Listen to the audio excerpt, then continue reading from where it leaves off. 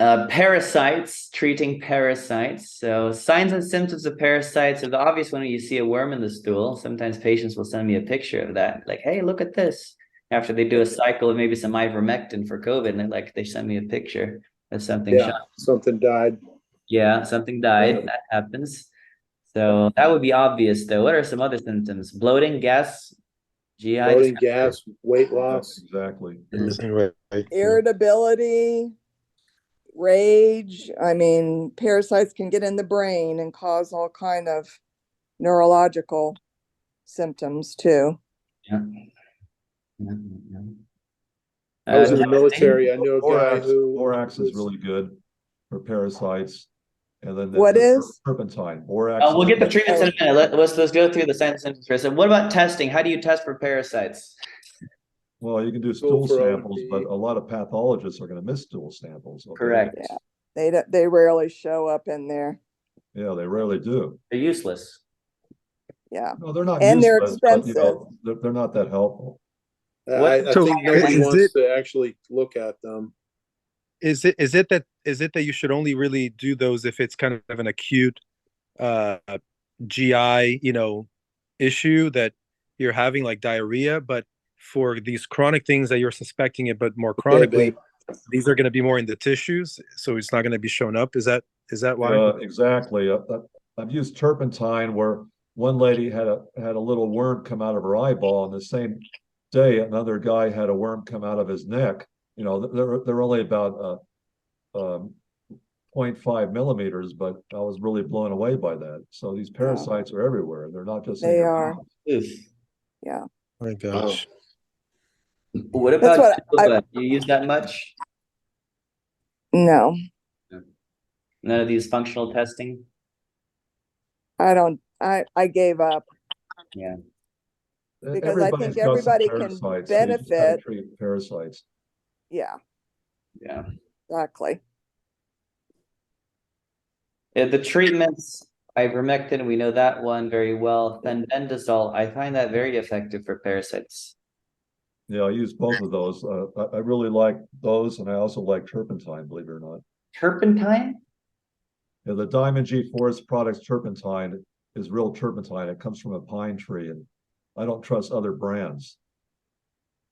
You ever heard of this, Dr. Tinney? No, I haven't. You put it on topically? Topically and orally, yeah, sure. Oh, really? Drink that? I never heard of drinking that. Yeah, I mean, I remember a movie back in the day, No Time for Sergeants, and I think he was putting lighter fluid or something in his beer. As in World War II, Andy Griffith started, and it was a long time ago. But yeah, drinking turpentine. Well, I gave my wife 1 teaspoon, and she was really like she was drunk, and it was too much for her. She thought she was going to die, so I started with 4 drops. But my cancer patients take 1 teaspoon a day with 3 teaspoons of olive oil, and after a while they can tolerate that dose. And the turpentine kills all kinds of fungi. It's amazing. It kills cancer cells. Jesus. Wow. But I only use that one product. Okay, it comes from a pine tree. I bought some clean KLEAN turpentine, and I wouldn't even put it on my skin. Okay, they said it was pure gum turpentine. So I just didn't like it. So this Diamond G Forest Products turpentine actually works. Yeah. Yeah.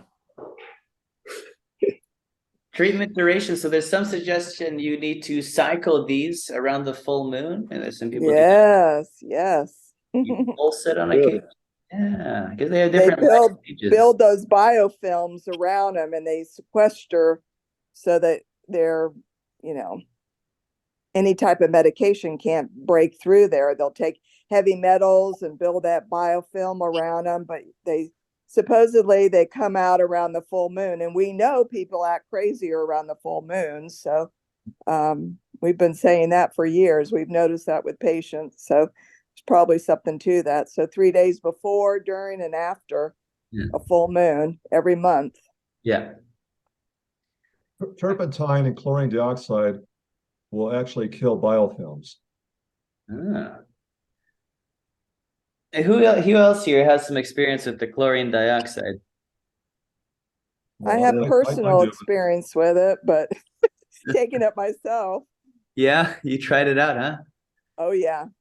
I have stayed away from recommending it because I want to keep my license, Yeah. but I will throw it out there for people, you know, and say just do some research on it. Some people, you know, are able to, you know, do their own research and check it out. But So I had a new patient today that said that he has looked into it and he actually did it for 1 week, but he didn't notice any specific, you know, difference or benefit.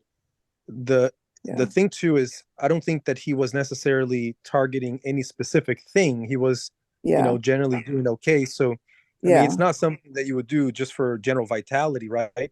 Um, No. No, I just figure most people have parasites. Probably 99% of us do.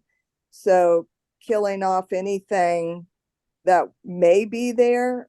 I mean, I worked myself up to 20 Yeah, 20 mLs in a liter of water through the course of the day. And I didn't have any side effects at all with that. Hmm. All right, cool.